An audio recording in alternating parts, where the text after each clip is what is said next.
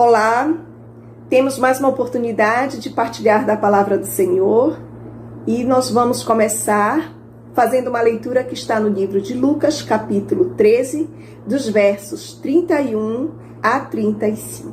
Assim diz a palavra do Senhor.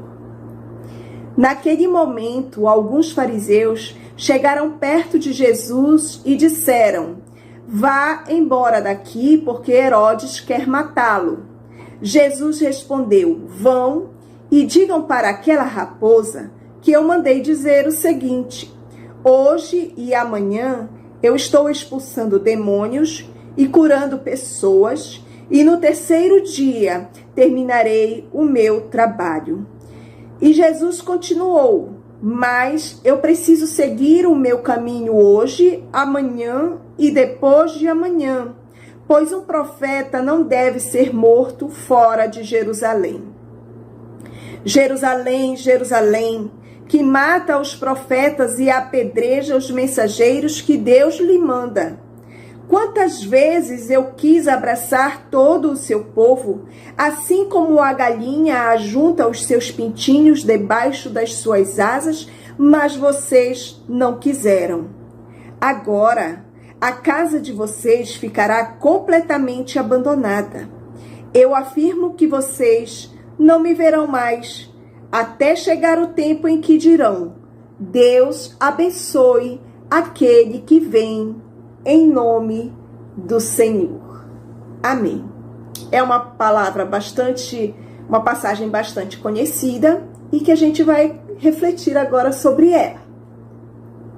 Bem, o que estava acontecendo? Jesus foi incomodado pelos fariseus, por aqueles religiosos na época, porque a proposta de Jesus era uma proposta inovadora e aqueles religiosos viviam uma religiosidade legalista, mas não viviam a prática, o verdadeiro ensinamento da palavra. Então eles queriam que Jesus saísse de Jerusalém, porque Jesus era tudo aquilo que eles não queriam. A mensagem de Jesus era uma mensagem que contagiava, a mensagem de Jesus era uma mensagem com uma proposta nova de ajuda, de auxílio aos pobres, de cura aos doentes, para ajudar as viúvas, cuidar dos órfãos, e isso era o que o povo queria. E o que o povo quer é muito perigoso. Então, a proposta de Jesus realmente causava um incômodo e eles queriam se ver livres da presença de Jesus. Inclusive, quando Jesus responde à provocação deles e chama Herodes de raposa, Jesus está usando uma metáfora chamando eles próprios de raposa. Porque o que é uma raposa? Uma raposa é uma pessoa astuta, é falso, é hipócrita, é egoísta. Então Jesus estava chamando aquelas pessoas de falsas, de enganadores. E Jesus, além de responder chamando-os de raposa, Jesus vai além dessa resposta. Jesus os chama de raposa e diz para o que veio. Então ele diz assim: hoje, amanhã e amanhã eu estou expulsando demônios e curando pessoas, e no terceiro dia eu terminarei o meu trabalho. Ele estava dizendo para o que veio. Ele estava dizendo que era ser um verdadeiro seguidor de Deus. Esta era a missão de Jesus. Ele veio para cumpri-la, para responder ao Pai a respeito do seu destino. Jesus, quando sofreu essa abordagem por parte dos fariseus, Jesus estava passando por um momento de muita dificuldade. Jesus estava passando por medo, por ansiedade. Ele havia alguns enfrentamentos que ele tinha que passar que iriam culminar na sua morte.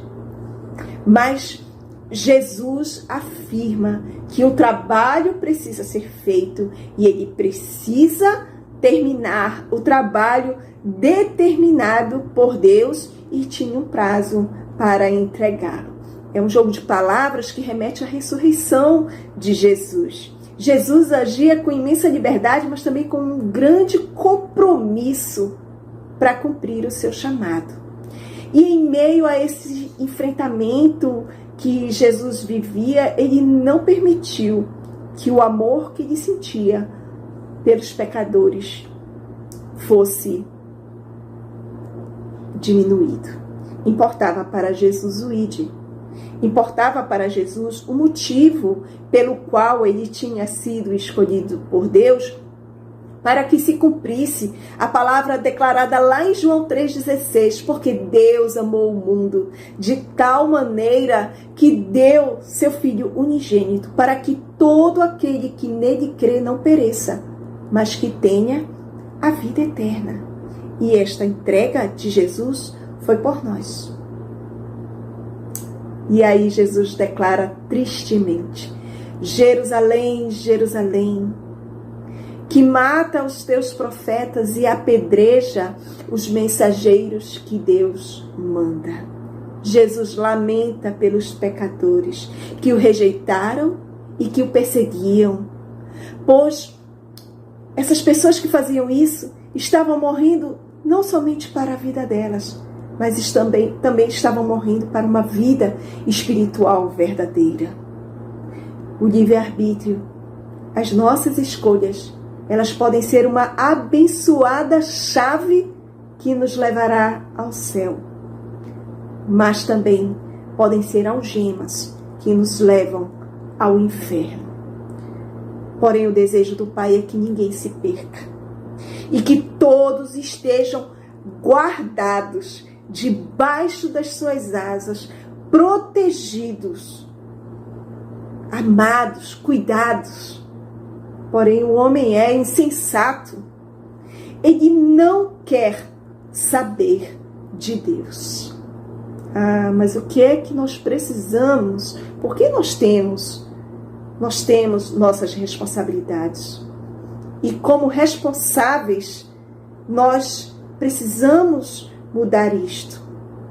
Nós precisamos fazer alguma coisa. O que é preciso para que a gente deixe o nosso eu e seguir a Cristo? O que é preciso que nós façamos para que outras pessoas sigam esse exemplo? E é simples, é copiar o modelo de Jesus, é copiar este exemplo. Qual é o exemplo que Jesus nos traz? A gente precisa pensar o seguinte: o mundo de hoje, apesar de tão diferente daquela época, ele ainda padece dos mesmos males. O egoísmo, a hipocrisia, o orgulho, a modernidade, que traz a falta de tempo, que traz muito trabalho, traz muitos amigos, mas também traz muitos prazeres, traz muita diversão, e isso distrai, porque o homem passa a não ter tempo para Deus. Ele prefere as coisas mais fáceis.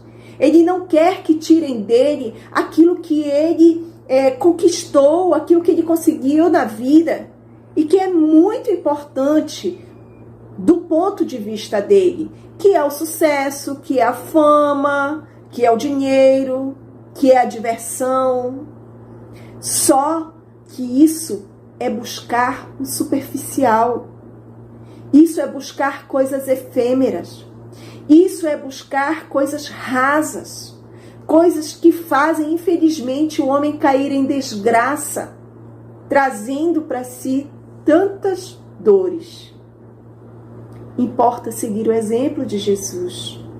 Importa que a gente não desista facilmente diante das adversidades, no cumprimento daquilo que é proposto por Deus para a nossa vida, a salvação nele.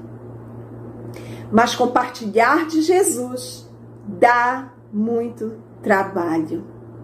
Levar perdidos ao encontro requer compromisso, requer luta, requer abnegação. Não basta ser um religioso, um frequentador de igreja. Nós temos que perseverar, temos que trabalhar, temos que lutar, ir adiante se a gente quiser seguir o exemplo de Cristo. para ajudar as pessoas a deixar caírem por terra as suas resistências, deixar isso para trás. O que não é fácil, porque nós também temos as nossas resistências, nós também temos as nossas dificuldades com relação a isso. Porém, a gente tem que pensar o que essa mensagem, tudo isso que foi dito, traz de importante para a gente nos dias de hoje. Em especial, essa situação surpreendente que nos pegou sem aviso prévio. As nossas vidas, elas estavam pré-estabelecidas, nós tínhamos prazo, nós tínhamos agendas, nós tínhamos eventos, nós tínhamos tudo esquematizado ou relativamente esquematizados. Porém, nós estamos vivendo um novo tempo. A igreja vive um novo tempo. O mundo vive um novo tempo e um tempo difícil. Um tempo novo, difícil e muitas vezes estranho. Porque quando a gente sai na rua, a gente vê poucas pessoas. Quando a gente vai e anda um pouco, a gente vê as lojas fechadas. As famílias estão todas dentro de casa. Os hospitais estão abarrotados de gente. E uma incerteza enche o nosso coração. O que é que vai ser de nós depois disso?